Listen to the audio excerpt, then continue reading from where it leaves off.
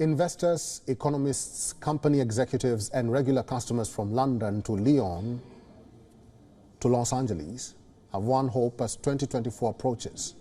Let the interest rate cuts start. The majority of major global central banks concluded 2023 with a flurry of policy meetings in December that essentially put an end to the aggressive rate hikes regime.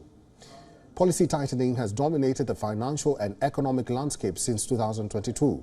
The Bank of Japan, the lone exception, has not succeeded in ending its negative rates policy for several decades now. The positive turn inflation took in 2023 is allowing other major central banks to pause their rate hikes. The pace of inflation has eased towards the 2% target. At the same time, economic activity has slowed significantly. Still, the last mile in the battle against inflation will need more effort from G7 central banks. But their pledge to hold rates higher for longer or hike them again if necessary is being viewed as a hollow threat.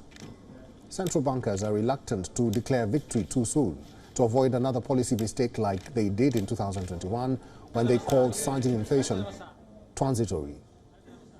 But keeping policy rates at these decade-high levels is another type of policy tightening. This might not be suitable for much longer for economic growth while inflation rates continue to decline. That's something that some Fed officials have justified for the rate cuts they hinted were likely coming next year. So what does this mean for 2024? Naturally, inflation is a key to everything. Policymakers have said they are ready to endure some economic suffering to manage the cost of living crises.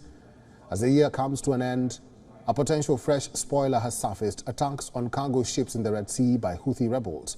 The Red Sea snarl has prompted shippers to suspend or reroute freight. This creates a kink in the global supply chain, which might push inflation higher. WION is now available in your country. Download the app now and get all the news on the move.